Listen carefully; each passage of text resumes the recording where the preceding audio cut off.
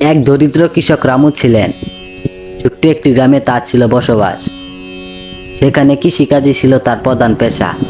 তিনি নির্দিষ্ট কোনো জমির মালিক ছিলেন না, অন্যের জমিতে কাজ করতেন। বছরের বেশিরভাগ সময়ই রামুর পরিবারে খাবারের অভাব লেগে থাকত। তবু রামু ছিলেন পরিশ্রমী ও সৎ।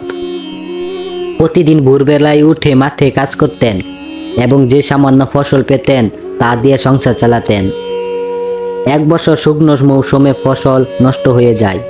রামুর দুঃখের শেষ থাকে না।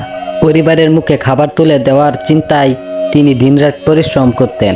গ্রামের কয়েকজন ধনী ব্যক্তির কাছ থেকে ঋণ নিয়েও কোনো লাভ হলো না।